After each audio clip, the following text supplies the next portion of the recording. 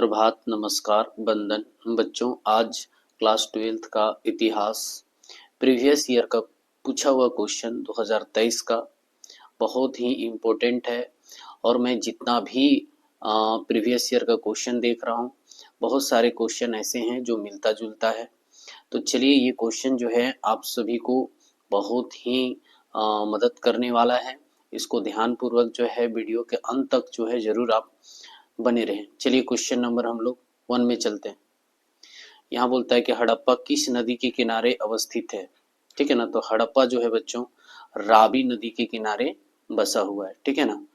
हड़प्पा जो है किस नदी के किनारे बसा हुआ है, तो आपका ऑप्शन हो जाएगा 3, ये रावी नदी के किनारे स्थित है। ठीक है। चलिए बच्चों, हम लोग ये जान लेते हैं कि हड़प्पा सभ्यता का जो खोज किया किसने किया।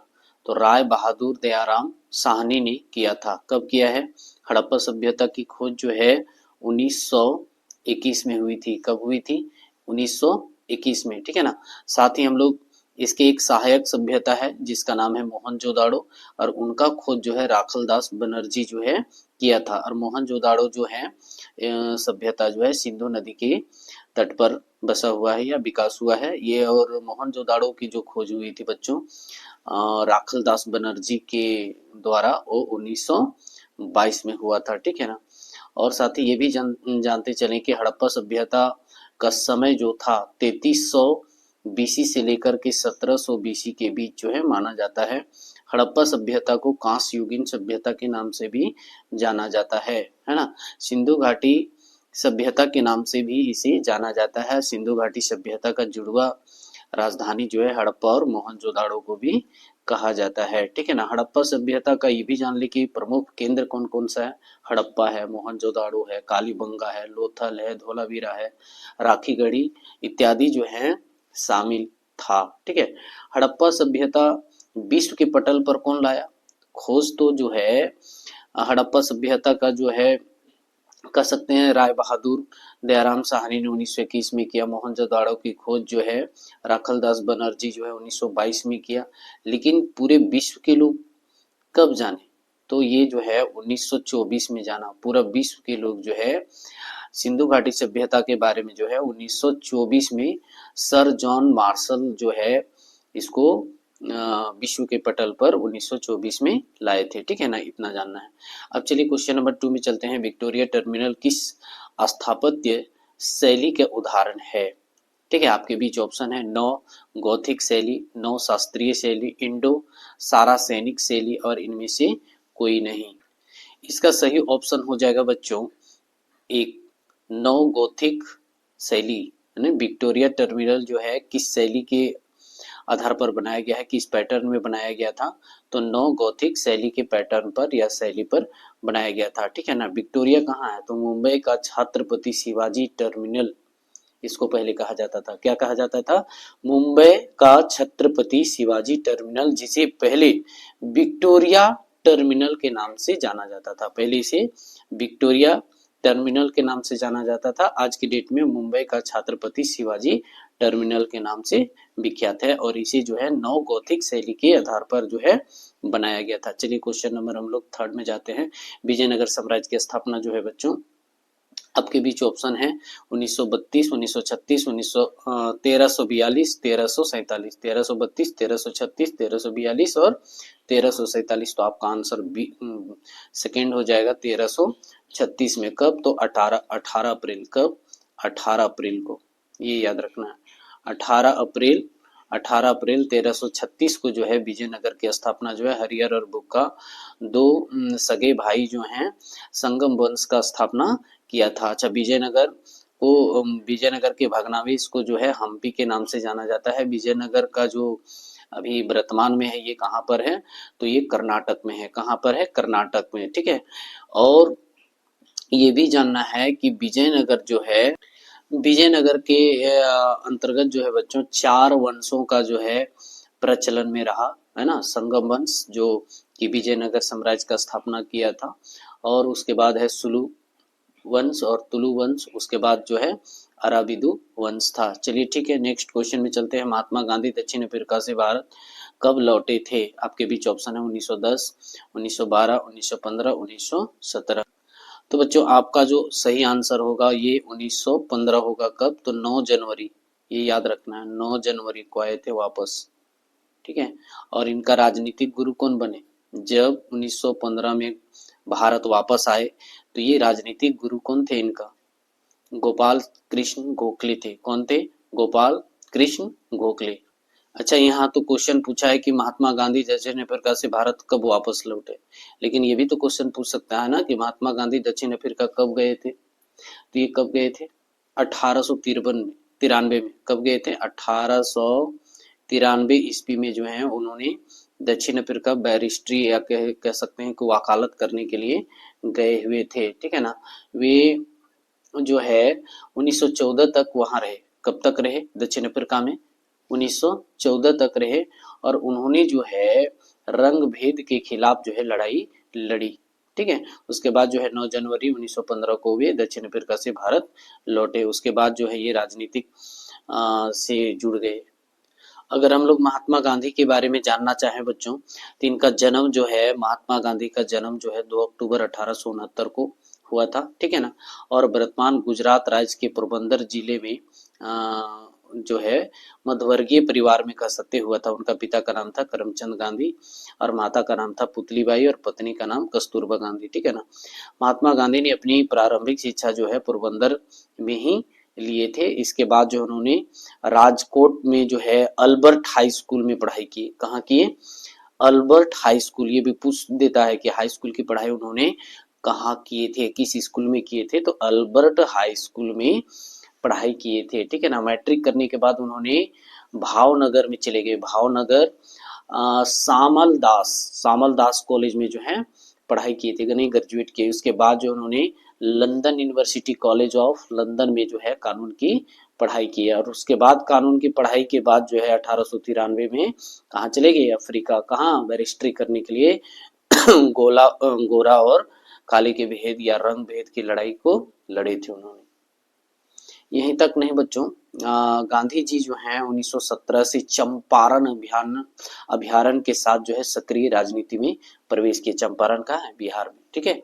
और बिहार में जो है किसानों के आंदोलन, नील की खेती से रिलेटेड जो है उन्होंने शुरुआत की थी।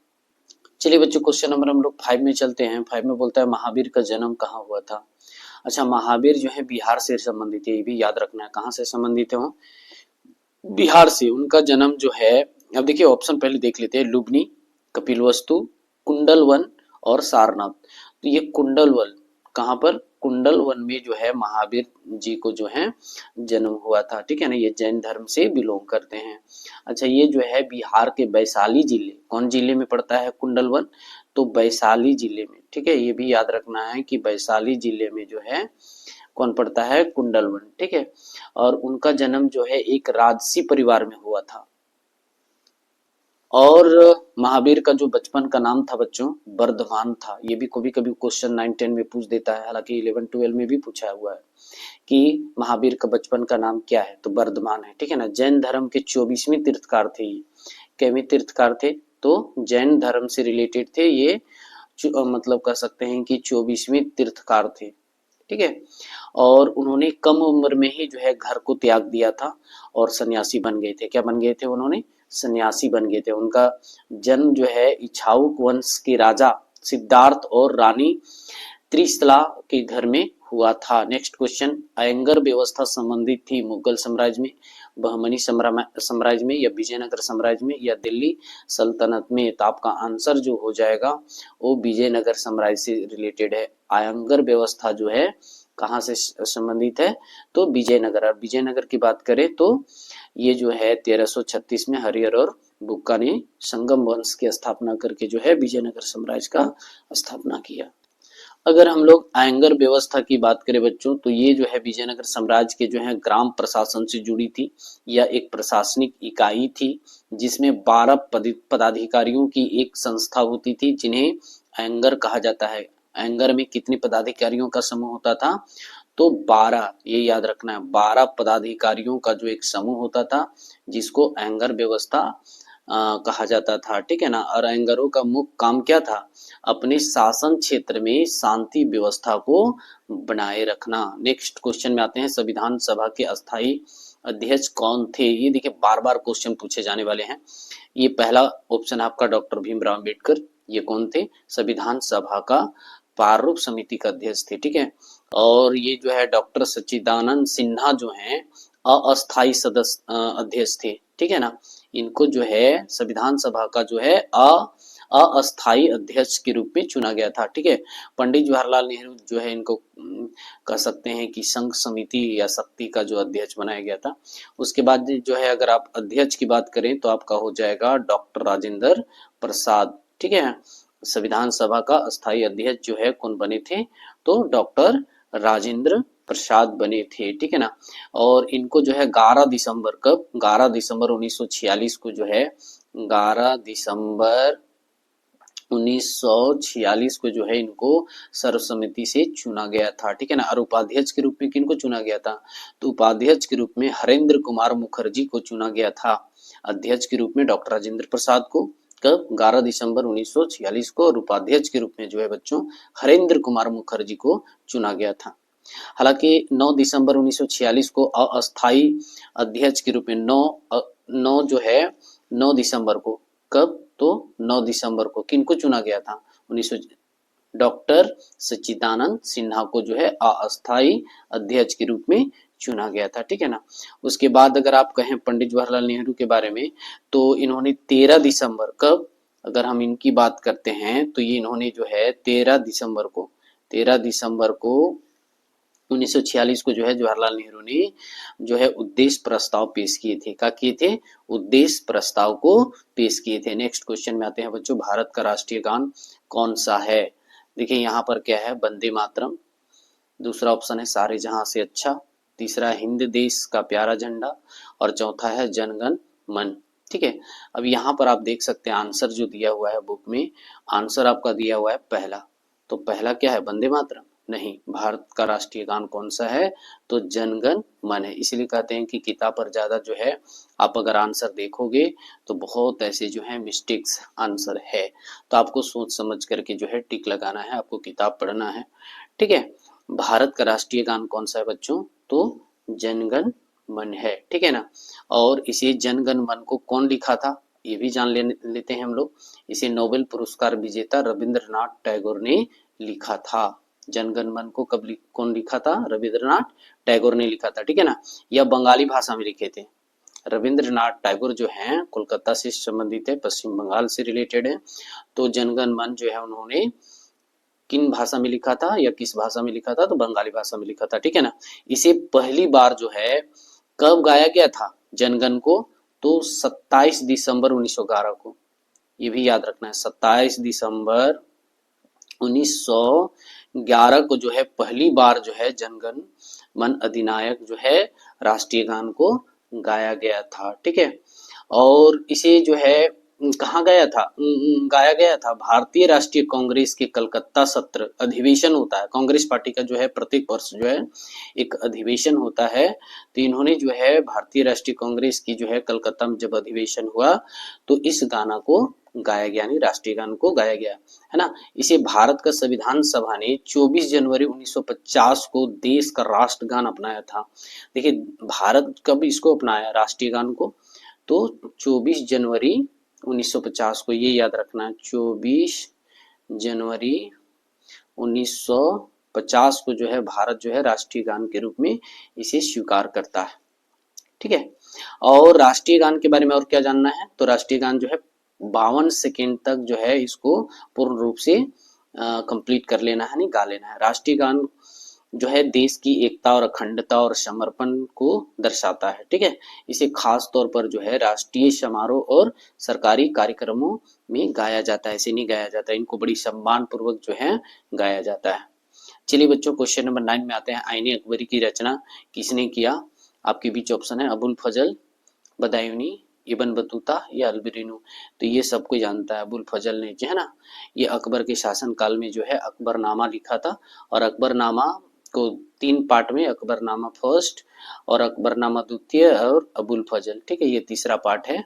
किसका, अकबरनामा का जो है अनेकबरी जो है तीसरा पार्ट है। ठीक है, अगर हम लोग अबुल फजल के बारे में अगर कुछ जानना चाहते हैं तो उनका जन्म जो है 14 जनवरी 1551 में हुआ था। इनका जन्म जो है कब हुआ था, तो 14 जनवरी को हुआ था। 14 जनवरी 1551 ईस्वी में जो है हुआ था, आगरा में हुआ था। कहाँ हुआ था, आगरा यानी दिल्ली में।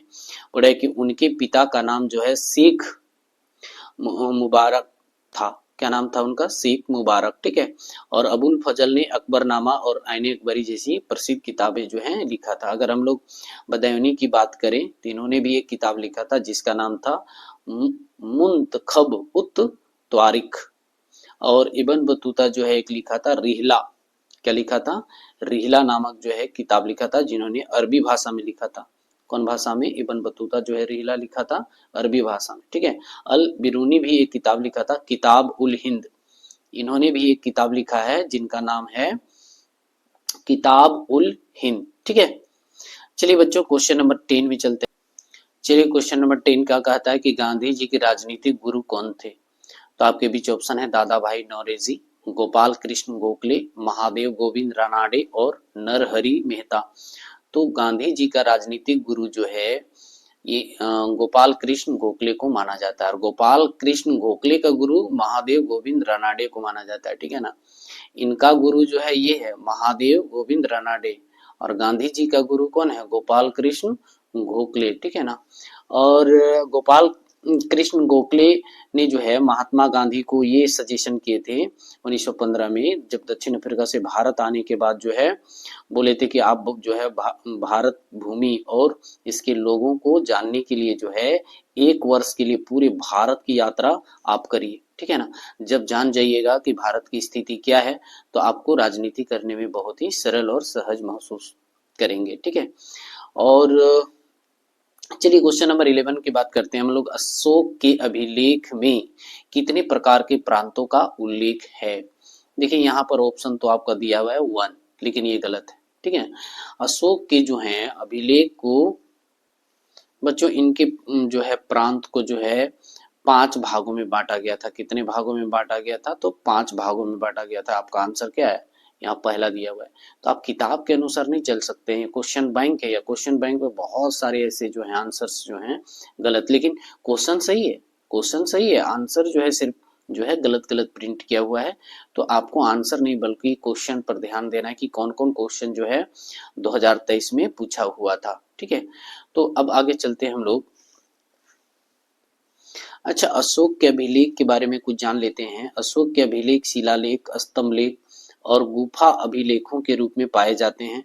अशोक के अभिलेखों में धर्म, मानवता और शासन प्रणाली से जुड़ी जानकारी भी मिलती है। ठीक है ना, अच्छा अगर कोई क्वेश्चन कह दे कि अभिलेख क्या है, ठीक है, तो अभिलेख का मतलब होता है पत्थर, धातु या मिट्टी के बर्तन जैसे कठोर जो है सतह पर जो है उत्कीर्ण जो किया हुआ रहता है या लिखा हुआ रहता है ना, जो पढ़ने योग्य होता है उसको क्या कहा जाता है, अभिलेख कहा जाता है। ठीक है ना, अशोक ने जो है अपने शासन काल में जो है 33 अभिलेख बनवाए थे। अशोक जो है अपने कार्यकाल में, अपने शासन काल में कितने अभिलेख बनवाए थे, तो 33, ये याद रखना है। ठीक है, क्वेश्चन नंबर जो है 12 में आते हैं। भारतीय संविधान की संसदीय प्रणाली किस देश से ली गई है। तो बता दे बच्चों कि भारतीय संविधान में तो सभी देश से, यहाँ जितने भी ऑप्शन है सभी देशों से कुछ ना कुछ लिया गया है। ठीक है, लेकिन यहाँ कह रहा है कि संसदीय प्रणाली किस देश से लिया गया है, तो ये ब्रिटेन से लिया गया है। कहाँ से लिया गया है बच्चों, तो ये जो है ब्रिटेन से लिया गया है। और संविधान के अनुच्छेद जो है 163, 163-64 में रखा गया है। आर्टिकल जो है 163 और 164 में जो है, यानी कह सकते हैं आर्टिकल 163, 164 में संसदीय प्रणाली को रखा गया है, जिसे ब्रिटेन से लिया गया है। लेकिन हम लोग ये भी जान ले कि अमेरिका से क्या लिया गया है, अमेरिका से न्यायपालिका की स्वतंत्रता लिया गया है, फंडामेंटल राइट्स लिया गया, यानी मौलिक अधिकार लिया गया है, संविधान के प्रस्तावना लिए गए हैं, न्यायिक समीक्षा लिए गए हैं, राष्ट्रपति और उपराष्ट्रपति के जो है कार्य क्या है उससे संबंधित जो है अमेरिका से लिए गए हैं। अब अगर हम लोग बात कर लेते हैं रूस का, तो रूस से जो है बच्चों मौलिक कर्तव्य जो है लिया गया, क्योंकि रूस एक समाजवादी देश है और समाज में क्या है, समाज में आपका कर्तव्य भी होना चाहिए, अधिकार के साथ साथ क्या होना चाहिए, तो कर्तव्य। तो रूस से क्या लिया गया है बच्चों, तो रूस से मौलिक कर्तव्यों की अवधारणा यानी कॉन्सेप्ट को लिया गया है। अगर हम लोग कनाडा की बात करें, तो कनाडा से है बच्चों ये अर्ध संघीय सरकार का व्यवस्था जो है, और केंद्र के अवशिष्ट शक्तियां या राज्यपाल की नियुक्तियां जो हैं कहां से लिया गया है, तो कनाडा से लिया गया है। चलिए क्वेश्चन नंबर हम लोग 13 में आते हैं। फूट डालकर विजय प्राप्त करने का कार्य सर्वप्रथम किस राजा ने किया था? आपके बीच ऑप्शन है समुद्रगुप्त, चंद्रगुप्त मौर्य, अजातशत्रु और अशोक। तो इसका जो है अजातशत्रु हो जाएगा। क्या हो जाएगा? 13 का आंसर हो जाएगा आपका अजातशत्रु। फूट डालकर विजय प्राप्त करने वाले सर्वप्रथम राजा कौन थे? तो अजातशत्रु थे। ठीक है, ये मौर्य वंश के राजा थे। चलिए बच्चों हम लोग क्वेश्चन नंबर 14 में आ जाते हैं। भारतीय राष्ट्रीय कांग्रेस के संस्थापक कौन है? आपके बीच है डब्ल्यू.सी. बनर्जी, लॉर्ड डफरिन और ए.ओ. ह्यूम होता है, यहाँ धूम लिख दिया है, हुम होगा। देख रहे हैं ना कितना मिस प्रिंटिंग है। क्वेश्चन एकदम सही है, क्वेश्चन सही है, लेकिन यहाँ पर जो है मिस प्रिंट हुआ है, हुम होना चाहिए। एलन ऑक्टेवियन ह्यूम कहा जाता है इनको। और महात्मा गांधी। तो आपके आंसर जो क्वेश्चन है उसका आंसर हो जाएगा एलन ऑक्टेवियन ह्यूम होगा। भारतीय राष्ट्रीय कांग्रेस के जो संस्थापक हैं एलन ऑक्टेवियन ह्यूम। ठीक है, ये क्या थे? ये जो थे महासचिव थे। जब भारतीय राष्ट्रीय कांग्रेस की स्थापना हो रही थी तो इनको जो है महासचिव का पद दिया गया था। और आप डब्ल्यू.सी. बनर्जी को जो देख रहे हैं, इसका नाम है बोमेश चंद्र बनर्जी। इनको जो है अध्यक्ष बनाया गया था। इनको जो है भारतीय राष्ट्रीय कांग्रेस का प्रथम अध्यक्ष बोमेश चंद्र बनर्जी को बनाया गया था, जिनको शॉर्ट में डब्ल्यू.सी. बनर्जी लिखा हुआ है। यहाँ ए.ओ. ह्यूम जो लिखा हुआ है शॉर्ट में, इसको बोलते हैं एलन ऑक्टेवियन ह्यूम। ठीक है। अच्छा, लॉर्ड डफरिन की बात करें तो उस वक्त, जिस वक्त जो है भारत का राष्ट्रीय कांग्रेस की स्थापना किया जा रहा था, उस वक्त ये गवर्नर थे। कौन? Dufferin, Lord Dufferin. ठीक है। क्वेश्चन नंबर 15 की बात करें। सिंधु घाटी सभ्यता में समाज का स्वरूप क्या था? मातृ सत्तात्मक या पितृ सत्तात्मक? यानी कहने का मतलब है सिंधु घाटी सभ्यता का जब विकास हुआ, वहां लोग अपनी आजीविका को चलाने के लिए जो है, जो संस्कृति और सभ्यता को लेकर चल रहे थे, है ना, तो वहां जो है माँ को ज्यादा महत्व दिया जाता था। किसको? माता को। ठीक है ना, इसलिए जो है सिंधु घाटी सभ्यता जो है वो मातृ सत्तात्मक है। ठीक है ना। और सिंधु घाटी का जुड़वा जो शहर कह सकते हैं या राजधानी कह सकते हैं, मोहनजोदाड़ो और हड़प्पा सभ्यता था। ये भी याद रखना है आपको। ठीक है ना। सिंधु घाटी सभ्यता का जुड़वा राजधानी इसको कहा जाता है। अच्छा, हड़प्पा सभ्यता किस नदी के तट पर है? तो रावी नदी। ठीक है ना। और हड़प्पा की खोज किसने किया? दयाराम साहनी ने किया। कब किया? 1921 में। अगर हम लोग मोहनजोदाड़ो की बात करें बच्चों, तो ये सिंधु नदी के तट पर है और इसको राखलदास बनर्जी ने 1922 में खोज किया था। अच्छा, रावी नदी जो है सिंधु नदी के एक सहायक नदी के रूप में है। ठीक है। और ये भी जान ले, सिंधु घाटी सभ्यता जो है आज विश्व के पटल पर, ये जो है 1924 में सर जॉन मार्शल द्वारा जो है विश्व के पटल पर लाया गया था। नेक्स्ट क्वेश्चन 16 में आते हैं। धम्म नीति की शुरुआत किसने की? आपके बीच ऑप्शन है चंद्रगुप्त द्वितीय, चंद्रगुप्त मौर्य और समुद्रगुप्त या अशोक। तो धम्म की नीति जो है बच्चों कलिंग युद्ध के बाद जो है अशोक ने जो है अपना लिया था। ठीक है। कौन अपना लिया था? तो सम्राट अशोक ने। अच्छा, सम्राट अशोक का बचपन का नाम जो है, उनको जो है प्रियदर्शी के नाम से भी जाना जाता था। ठीक है। चंद्रगुप्त मौर्य और मौर्य साम्राज्य के जो है संस्थापक थे। अगर आप कहें कि मौर्य साम्राज्य का संस्थापक कौन था, तो चंद्रगुप्त मौर्य थे। ठीक है ना। उन्होंने 322 ईस्वी पूर्व जो है, ईसा पूर्व में वो मौर्य साम्राज्य की स्थापना किए थे। नेक्स्ट क्वेश्चन में आते हैं। गेटवे ऑफ इंडिया का निर्माण कब हुआ था? आपके बीच ऑप्शन है 1910, 1911, 1912 और 1913। ठीक है ना।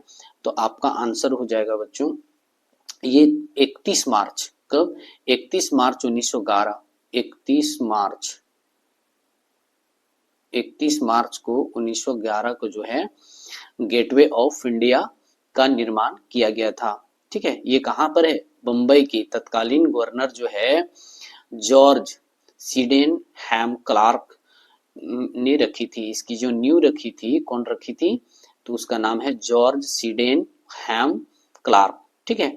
और गेटवे ऑफ इंडिया का निर्माण जो है बच्चों 1924 में पूरा हुआ था। इसका जो शिला रखी गई थी 1911 में, लेकिन ये जो है बनकर के कब तैयार हुआ था, तो 1924 में, ये भी याद रखना 1924 में। अच्छा, इसे क्यों बनवाया गया था, तो कहा अच्छा ये इस जो है गेटवे ऑफ इंडिया को कौन बनाया था, कौन कलाकृत किया था, तो जॉर्ज बिटेट ने डिजाइन किया था। कौन किया था डिजाइन गेटवे ऑफ इंडिया को, तो जॉर्ज बिटेट ने डिजाइन किया था। ठीक है, यह इंडो सरसैनिक शैली से बनाया गया था। ये भी पूछ देता है कि ये जो भवन बना हुआ है या गेटवे ऑफ इंडिया जो बना हुआ है किस शैली से बना हुआ है, तो ये इंडो सरसैनिक शैली से बना हुआ है। ठीक है ना, और यह जो है बेसाल्ट से बना हुआ है। किससे बना हुआ है, बेसाल्ट से जो है बना हुआ है। इसके ऊपर जो है मेहराब भी बना हुआ है।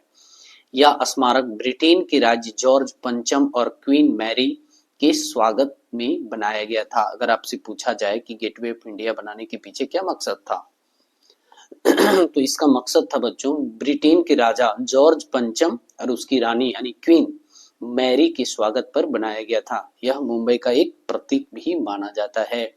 जित्तल क्या है, नेक्स्ट क्वेश्चन, जित्तल क्या था, या सशस्त्र, सिक्का, वाद्य यंत्र या उपाधि, ये तो एक सिक्का है। क्या है बच्चों, ये एक सिक्का है। जित्तल जो है एक सिक्का है, ये तांबे से बना एक सिक्का हुआ करता था।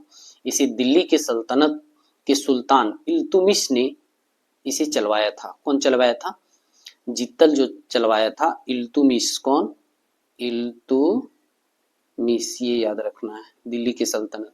ये किससे बना हुआ होता था, तो तांबे से बना हुआ होता था। ठीक है, और इल्तुमिश ने जो है चांदी का टंका भी चलवाया था। इल्तुमिश जो है चांदी के टंका, लेकिन अभी जित्तल की बात हो रही है तो जित्तल जो है तांबे से बना हुआ होता था। नेक्स्ट क्वेश्चन में हम लोग चलते हैं बच्चों, प्लासी की लड़ाई कब हुई।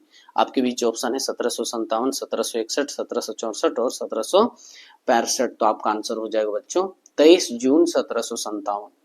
23 जून, कब, 23 जून 1757 को जो है प्लासी की लड़ाई जो है की हुई थी। ठीक है, यह लड़ाई जो है उत्तर पूर्वी भारत के पश्चिम बंगाल के दक्षिण बंगाल के जो है नदिया जिले के जो है प्लासी में हुई थी। यह लड़ाई का जो लोकेशन है वो बता रहा है कि यह जो है पश्चिम बंगाल की नदियां जिले की प्लासी में हुआ था। ये कहाँ प्लासी है, तो पश्चिम बंगाल के नदिया जिले में। ठीक है, इस लड़ाई में ब्रिटिश ईस्ट इंडिया कंपनी की सेना ने बंगाल के नवाब सिराजुद्दौला और उनके फ्रांसीसी सिपाहियों को हराया था। ठीक है, कब, 23 जून 1757 को। ठीक है, नेक्स्ट क्वेश्चन, महाभारत की रचना किसने किया, तो आपके भी ये क्वेश्चन तो इतना बार पूछा है मत पूछिए। महाभारत से रिलेटेड जो है आप जरूर पढ़ लीजिएगा, इसमें लॉन्ग क्वेश्चन आंसर भी पूछ देता है। पिछला वीडियो में पूछा था कि महाभारत के अनुसार जो है विवाह कितने प्रकार का होता है, तो 8 प्रकार का, ये भी क्वेश्चन पूछ देता है, इसलिए महाभारत चैप्टर जरूर पढ़ लीजिएगा। ठीक है, अभी फिलहाल ऑप्शन है वाल्मीकि, मन्नु, याज्ञवल्क्य और वेद व्यास। तो आपका आंसर जो होगा 20 का आंसर जो हो जाएगा बच्चों वेद व्यास। महाभारत का रचनाकार कौन है, तो वेद व्यास। लेकिन देखिए यहाँ आंसर कितना लिखा हुआ 2, तो इसके हिसाब से क्या हो जाएगा, गलत हो जाएगा ना। तो आप इसको याद नहीं करना है बल्कि इसको समझना है कि इसका आंसर कौन होगा। ठीक है, अगर नहीं जानते तो गूगल से भी पूछ लिया करें। महाभारत की रचना किसने किया था, तो वेद व्यास। अच्छा, आप ये भी जान लीजिए कि महाभारत की प्राचीन नाम को क्या कहा जाता था। महाभारत की प्राचीन नाम जो है जय संहिता कहा जाता था। इनको क्या कहा जाता था, जय संहिता। ठीक है, जय संहिता के नाम से महाभारत को प्राचीन में कहा जाता था। ठीक है, अब महाभारत को जो है फिर से लिखा गया, जिसको मूल कथा का रचयिता जो था वो भाट सारथी था। कौन था, मूल कथा के रचयिता जो थे भाट सारथी थे। और समालोचनात्मक संस्करण किसने किया महाभारत को, यानी फिर से किसने लिखा, उसमें जो है 10,000 श्लोक से लेकर 1,00,000 श्लोक कौन लिख दिया, तो B.S. सुथांकर ने लिखा। उन्होंने संस्कृत का प्रकांड विद्वान माने जाते थे। तो समालोचनात्मक संस्करण किसने किया, B.S. सुथांकर ने किया। ठीक है, अच्छा ये भी कभी कभी कुछ क्वेश्चन पूछ देता है महाभारत से रिलेटेड कि समालोचनात्मक का क्या अर्थ है। तो समालोचनात्मक का अर्थ होता है बच्चों अच्छी तरह से देखना और उसका विश्लेषण करना, समीक्षा करना, गुण दोष का परख करना और निरीक्षण करना ही। और ये सारे कौन किया था? तो BS सुथांकर ने किया था। नेक्स्ट क्वेश्चन में आते हैं हम लोग। अनेकबरी को कितने भागों में विभाजित किया गया? आपके बीच ऑप्शन है नंबर 1 3, 2 में है 4, 3 में है 5 और 4 में है 7। तो बच्चों इसका सही आंसर जो हो जाएगा आपका थर्ड हो जाएगा। अनेकबरी को कितने भागों में? तो 5 भागों में जो है बांट करके जो है इसको लिखा गया था। अनेकबरी कौन लिखा था? तो अबुल फजल ने लिखा था। किसके शासनकाल में? तो अकबर के शासनकाल में जो है लिखा गया था। ठीक है, यह ग्रंथ सम्राट अकबर के शासनकाल के दौरान जो है मुगल साम्राज्य के प्रशासन, समाज और संस्कृति से जुड़ी जानकारी देता है। अनेकबरी क्या क्या जानकारी देता है? तो मुगल साम्राज्य के प्रशासन के बारे में, समाज के बारे में, वहां की संस्कृति से जुड़ी जानकारी जो है हमें देता है। ठीक है, इसे अबुल फजल द्वारा जो है लिखा गया था या फारसी भाषा में लिखा गया था। अनेकबरी जो है कौन भाषा में लिखी गई थी? तो फारसी भाषा में लिखी गई थी। यह ग्रंथ जो है अकबरनामा का तीसरा भाग है। अनेकबरी जो है अकबरनामा का तीसरा पार्ट है। चलिए बच्चों क्वेश्चन नंबर 22 में आते हैं। विजय नगर की स्थानीय मातृ देवी कौन थी? चंपा देवी, पंपा देवी, महानवमी देवी या मामला देवी? तो आपका आंसर हो जाएगा पंपा देवी। क्या हो जाएगा? विजयनगर से रिलेटेड जो होगा वो पंपा देवी होगा। ठीक है, और पंपा देवी ने राज्य के संरक्षक देवता विरूपाक्ष से विवाह करने के लिए जो है वो तपस्या की थी। जो पंपा देवी जो है ना, विरूपाक्ष से शादी करने के लिए या विवाह करने के लिए जो है वो कठिन तपस्या की थी। ठीक है, और विरूपाक्ष को शिव का एक रूप माना जाता था। विरूपाक्ष को जो है शिव का एक रूप माना जाता था। और पंपा देवी पागल थी, उसके पाने के लिए जो है ना कठिन तपस्या की थी। ठीक है ना, विरूपाक्ष मंदिर में आज भी हर साल पंपा देवी और विरूपाक्ष के विवाह के रूप में जो है धूमधाम से जो है समारोह किया जाता है, अर्थात पूजा किया जाता है। चलिए क्वेश्चन नंबर हम लोग 23 में चलते हैं। दामिन एक कोह को कहा जाता है। क्या कहा जाता है? ऑप्शन है आपके बीच कोल क्षेत्र, पहाड़ियां क्षेत्र या कोहलान क्षेत्र या संथाल परगाना। तो ये बच्चों जो है पहाड़िया कहा जाता था। क्या कहा जाता था? तो पहाड़िया कहा जाता था। ये जो है दामिन एक कोह को संथालों का, किसको? तो संथालों का जो है जमीन को कहा जाता था। क्या कहा जाता था? दामिनी को संथालों के जमीन को कहा जाता था। ठीक है, और दामिन एक कोह जो है बच्चों या राजमहल पहाड़ियों में स्थित एक बड़ा जमीन का क्षेत्र, इसीलिए पहाड़ियां क्षेत्र कहा जाता है। ठीक है, दामिनी एक कोह किसको कहा जाता है? तो पहाड़ियां क्षेत्र को कहा जाता है, क्योंकि यह राजमहल पहाड़ियों में स्थित एक बड़ा जमीन का टुकड़ा था जिसको दामिनी कोह के नाम से जाना जाता है। यह झारखंड के जो है साहेबगंज, पाकुड़ और गोड्डा जिलों में जो है फैला हुआ है। क्वेश्चन नंबर 24 में चलते हैं। भारत में प्रचलित सती प्रथा का उल्लेख किस विदेशी यात्री ने किया था? फर्सवा बर्नियर ने, अल बिरूनी ने या इब्न बतूता ने या अल मसूदी ने? तो आपका आंसर हो जाएगा बच्चों अल बिरूनी ने किया था। सती प्रथा का जो है सबसे पहले जो है यात्रा वृत्तांत में कौन लिखा था? तो अल बिरूनी ने लिखा था। ठीक है ना, कौन लिखा था? अल बिरूनी ने। ठीक है, उसके बाद हालांकि इब्न बतूता भी लिखा है, बारबोसा भी इसके बारे में लिखा है, लेकिन सबसे पहले अगर बात करें तो अल बिरूनी ने सती प्रथा के रिलेटेड लिखा था। क्वेश्चन नंबर हम लोग 25 में आ जाते हैं कि बंगाल का विभाजन कब हुआ? तो 1905 में हुआ। ये तो बच्चा बच्चा जानता है कि 16 अक्टूबर कब? तो 16 अक्टूबर जो है 1905 में जो है बंगाल का विभाजन हुआ था। इसकी घोषणा जो है तत्कालीन वायसराय लॉर्ड कर्जन ने किया था। कौन किया था बंगाल विभाजन की घोषणा? तो लॉर्ड कर्जन ने किया था। ये भी जान लीजिए कौन किया था? Lord Curzon. कौन किया था? लॉर्ड कर्जन ने। कब किया था घोषणा? तो 20 जुलाई 1905 को। कब किया था? तो 20 जुलाई 1905 को घोषणा हुआ और 16 अक्टूबर को जो है 1905 को जो है वो बंगाल का विभाजन संपूर्ण रूप से हो जाता है। क्वेश्चन नंबर 26 में आते हैं कि सेंट फोर्ट जॉर्ज की स्थापना कहाँ हुई? फोर्ट सेंट जॉर्ज की स्थापना कहाँ हुई? आपके बीच ऑप्शन है पहला कलकत्ता, सूरत, मुंबई और मद्रास। क्वेश्चन नंबर 26 में फोर्ट सेंट जॉर्ज की स्थापना कहाँ हुई? तो आपका आंसर हो जाएगा मद्रास, यानी चेन्नई में हुई थी। फोर्ट सेंट जॉर्ज की स्थापना जो है बच्चों मद्रास में हुई थी। कहाँ हुई थी? मद्रास में। ये जो है कह सकते हैं कि फोर्ट सेंट जॉर्ज चेन्नई में बना है। यह भारत का पहला अंग्रेजी किला है। इसकी स्थापना जो है 1639 कब? तो 1600 कह सकते हैं 39 से लेकर के, ठीक है, 40 के बीच जो है ये बनकर तैयार हो गया था। और यह किला जो है कोरोमंडल तट पर स्थित है। ठीक है, भारत का किधर है? तो कोरोमंडल यानी इस पर इधर है कोरोमंडल चेन्नई। ठीक है, उस समय चेन्नई यानी मद्रास जो है चारों राज्य मिला हुआ था, तो इस कोरोमंडल तट पर है। क्यों? तो फोर्ट सेंट जॉर्ज एक किला है मद्रास में, वो कहाँ है? तो कोरोमंडल के तट पर स्थित है। नेक्स्ट क्वेश्चन 27 में चलते के द्वारा किस देशी रियासत को भारतीय संघ का अंग बनाया गया?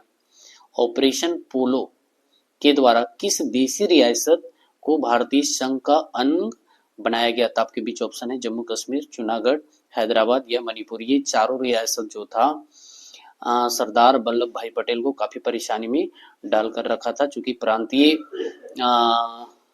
अध्यक्ष जो है सरदार वल्लभ भाई पटेल को ही बनाया गया था, और जितने भी रियासत थे भारत के अंदर उनको जो है अखंड भारत यानी सौभाग्य भारत बनाने की जिम्मेवारी सौंपा गया था। तो ये जो है अलग देश का मांग कर रहे थे, ठीक है ना।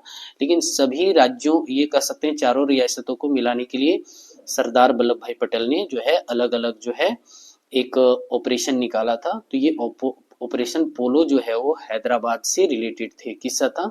तो हैदराबाद से, ठीक है ना। और ये जो है 13 सितंबर 1948 को जो शुरू किया गया था, ये जो ऑपरेशन पोलो है वो कब? तो 13 सितंबर 1948 को जो है ऑपरेशन पोलो चलाया गया था। किस रियासत के लिए? तो हैदराबाद रियासत के लिए किया गया था, ठीक है। हालांकि ज्यादा दिन ऑपरेशन नहीं चला था, 13 से लेकर के 18 सितंबर तक, ठीक है। 13 से 18 सितंबर तक जो है ऑपरेशन पोलो यानी 5 दिन जो है वहां पर ऑपरेशन चला था, ठीक है। ऑपरेशन पोलो हैदराबाद रियासत को भारत में मिलाने के लिए जो है चलाया गया था। ये सैन्य अभियान था, जो है पुलिस को जो है सिविल वर्दी में जो है भेजा गया था, ठीक है। और वहां जो विरोधी पक्ष वाले जो थे या प्रोटेस्ट जो कर रहे थे अलग राज्य अलग देश का निर्माण के लिए, तो उसको खूब धोया था, ठीक है। इस अभियान के तहत जो है भारतीय सेना ने हैदराबाद में प्रवेश किया था। किस अभियान के तहत? तो ऑपरेशन पोलो के अभियान के तहत, ठीक है ना। भारतीय संविधान सभा की प्रांतीय संविधान समिति अध्यक्ष सरदार वल्लभ भाई पटेल को बनाया गया था, ठीक है, सर्व समिति से। कब बनाया गया था उनको? तो 5 मई 1947 को बनाया गया था, तब जाकर के जो है अखंड भारत और सौभाग्य भारत आज हम लोग देखने को मिल रहा है। चलिए क्वेश्चन नंबर 28 में चलते हैं। भारत का अंतिम वायसराय किसे माना जाता है? Chakravarti, Raja Gopalachari, lord Mountbatten, lord Clement Attlee और सर सिरिल रेडक्लिफ। तो आपके आंसर जो हो जाएगा वो हो जाएगा लॉर्ड लुइस माउंटबेटन। इनका पूरा नाम है लॉर्ड लुइस माउंटबेटन, ठीक है। लॉर्ड कैनिंग जो है भारत का पहले वायसराय है। भारत का पहले वायसराय कौन थे? तो लॉर्ड कैनिंग भी थे। आपको याद रखना है कि प्रथम कौन था? तो लॉर्ड कैनिंग था, ठीक है। और अंतिम कौन था? लॉर्ड माउंटबेटन, पहला और अंतिम, जरूर याद रखिएगा। फिर क्वेश्चन नंबर हम लोग आ जाते हैं 29 में। करो या मरो का नारा किसने दिया? आपके बीच ऑप्शन है सुभाष चंद्र बोस ने, बाल गंगाधर तिलक ने, महात्मा गांधी ने या रविंद्रनाथ टैगोर ने। तो ये जान लीजिए सुभाष चंद्र बोस ने जो है दिल्ली चलो का नारा दिया था। कौन सी का नारा दिया था? दिल्ली चलो। हालांकि करो या मरो का जो नारा जो है महात्मा गांधी ने दिए हैं, ठीक है। कौन दिया है? महात्मा गांधी ने। और सुभाष चंद्र बोस ने क्या दिया था? दिल्ली चलो का नारा दिया था, ठीक है। या कह सकते हैं तुम मुझे खून दो मैं तुम्हें आजादी दूंगा, ये भी नारा सुभाष चंद्र बोस का ही है। ये भी बताते चले बच्चों कि सुभाष चंद्र बोस जी जो हैं, ये जो गांधी जी को राष्ट्रपिता का उपाधि दिया था। कौन सी का उपाधि? तो राष्ट्रपिता का, ठीक है। और ये जो महात्मा पहले लगा हुआ है ना, ये जो महात्मा है गांधी से पहले, ये रविंद्रनाथ टैगोर ने ही महात्मा गांधी को महात्मा की उपाधि दिए थे। और सुभाष चंद्र बोस क्या दिए थे? राष्ट्रपिता का। चलिए हम लोग क्वेश्चन नंबर कह सकते हैं कि इसमें ऑप्शन नंबर 2 में देखते हैं, बाल गंगाधर तिलक जो है किस चीज का नारा दिए थे? स्वराज मेरा जन्मसिद्ध अधिकार है और मैं इसे लेकर रहूंगा। या अगर हम लोग रविंद्रनाथ टैगोर की बात करें तो इन्होंने है जन गण मन जो है राष्ट्रगान लिखे थे। नेक्स्ट क्वेश्चन में चले जाते हैं, काला कानून किसे कहा जाता है? वुड्स डिस्पैच या कम्युनल अवार्ड या हेंटर रिपोर्ट या रॉलेट एक्ट? तो ये रॉलेट एक्ट क्या है काला कानून? तो रॉलेट एक्ट को, इसकी जो स्थापना की गई थी 26 जनवरी 1919 को। और रॉलेट एक्ट की स्थापना जो है बच्चों 26 जनवरी जो है 1919 में स्थापना की गई थी, लेकिन इसको जो है 18 मार्च को लागू किया गया। कब लागू किया गया था? तो 18 मार्च को जो है रॉलेट एक्ट को 18 मार्च 1919 को जो है लागू किया गया था। ठीक है, इस कानून को सर सिडनी रॉलेट ने पेश किया था। रॉलेट एक्ट कौन लागू किया था? तो सर सिडनी रॉलेट ने। ठीक है, इस कानून गतिविधियों के संदिग्ध भारतीयों मुकदमे गिरफ्तार करके जेल में डाल देता था, इसलिए इसे काला कानून के नाम से भी जाना जाता है। चलिए 31 को वाले यूरोपियन कौन थे? तो सबसे पहले जो आने वाले थे पहले यूरोपियन तो पुर्तगाली थे। कौन थे? पुर्तगाली। उसके बाद जो है डच है। अब पुर्तगाली में सबसे पहले कौन? तो वास्को डी गामा। भारत में आने वाले पहले यूरोपियन कौन थे? पुर्तगाली। और कौन आया था 1498 में? वास्को डी गामा, जो भारत को जो है समुद्री मार्ग का खोज किया और भारत का खोज किया। ठीक है, और सेकेंड नंबर में आया डच। कौन आया? डच कब आया था? तो 1595 में आया था इन्होंने, 1595 में आया। उसके बाद अंग्रेज आया।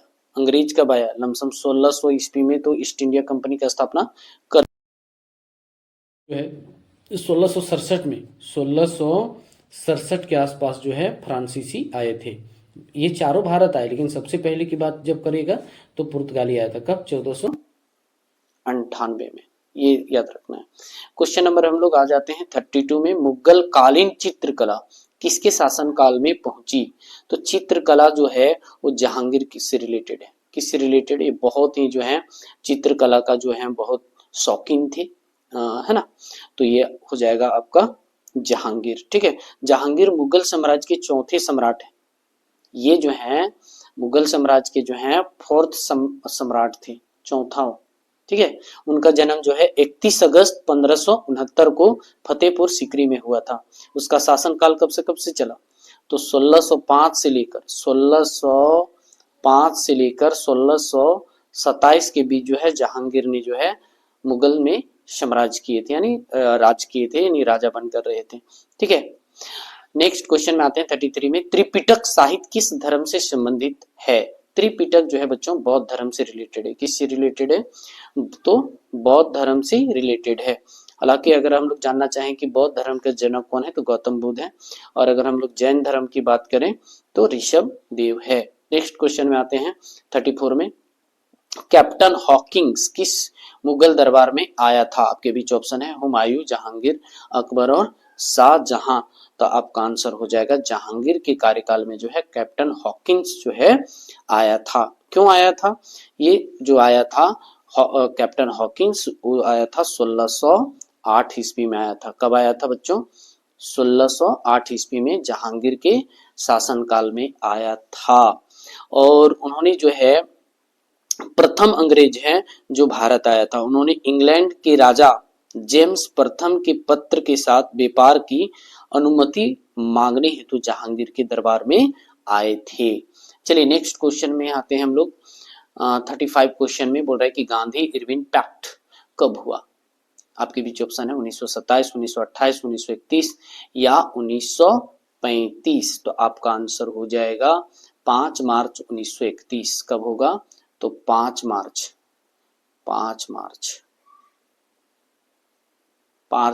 1931 को जो है गांधी इरविन पैक्ट हुआ था। अच्छा, गांधी इरविन समझौता जो है महात्मा गांधी और लॉर्ड इरविन के बीच जो है 5 मार्च 1931 को हुआ था।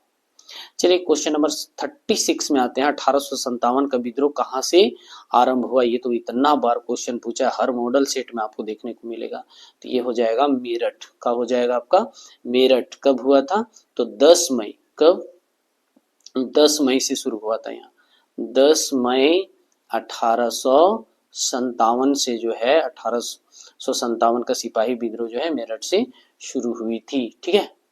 और अगर हम लोग 1857 की क्रांति की बात करें तो ये ब्राउन बेस राइफल के जगह पर जो है एनफील्ड राइफल लाया गया था, जिसमें चर्बी युक्त कारतूस मुंह से खोलकर जो है लगाना होता था। किसमें? एनफील्ड राइफल में।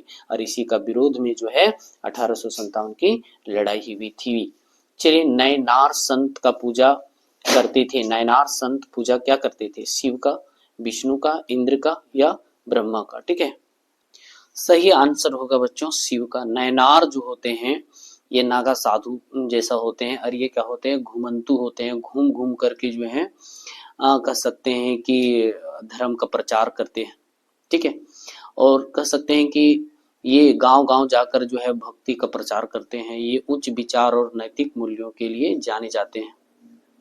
और नेक्स्ट क्वेश्चन में आते भी, जैसे नयनार देख रहे होंगे आप, महाकुंभ जो लगा हुआ है ना? तो महाकुंभ में देख रहे हैं भारत के कोने कोने से जो है भक्त लोग आए हैं, है ना? और देखने को आपको मिलेगा। कहाँ? महाकुंभ में। अब आ जाइए 38 में। पढ़ा कि दांडी किस राज्य में स्थित है? भैया ये गुजरात में है। कहाँ है? गुजरात में है। ठीक है। और यही जो है कह सकते हैं कि गांधी जी जो है 12 मार्च 1930 कब? तो 12 मार्च 1930 से जो है दांडी यात्रा की शुरुआत किया था। ठीक है। उन्होंने जो है यानी उसके नेतृत्व में जो है साबरमती आश्रम से लेकर दांडी तक जो है ये नमक कानून तोड़ने की जो एक यात्रा थी वो चला था। ठीक है। और ये जो दांडी यात्रा जो था लमसम 24 दिन चला था। कितना दिन चला था? ये भी क्वेश्चन कभी कभी पूछ देता है कि ये जो है यात्रा कब कितना दिन तक चली थी? तो 24 दिन तक चला था। ठीक है। अब बोले कि जजिया कर किसने लिया जाता है? बोले कि जजिया कर किससे लिया जाता है? आपके बीच व्यापारियों से, उत्तर प्रदेश से, बुद्धिजीवियों से, और यहाँ था जिमियों से। यहाँ जिमियो होता। क्या होता? जिमियों से लिया जाता है। ठीक है। और जजिया कर सबसे पहले कौन लगाया था भारत में? तो ये जो है मोहम्मद बिन कासिम ने लगाया था। कौन लगाया था? मोहम्मद बिन कासिम ने जजिया कर भारत में लगाया था। नेक्स्ट एंड लास्ट क्वेश्चन बच्चों, यहाँ एक हाथी गुफा अभिलेख किससे संबंधित है? तो आपके बीच ऑप्शन है रुद्र दमन, स्कंद गुप्त, विजय सेन या खारवेल। तो आपका आंसर हो जाएगा खारवेल हो जाएगा। क्या हो जाएगा? खारवेल। अगर आपसे कहा जाए कि खारवेल कहाँ है, तो खारवेल जो है बच्चा कलिंग उड़ीसा के राजा खारवेल से जुड़ा हुआ है। हाथी गुफा शिलालेख जो है कलिंग उड़ीसा के राजा, कलिंग कहाँ है? उड़ीसा में। तो उड़ीसा का राजा जो है खारवेल से जुड़ा है। ये खारवेल जो है एक राजा का नाम है। ठीक है।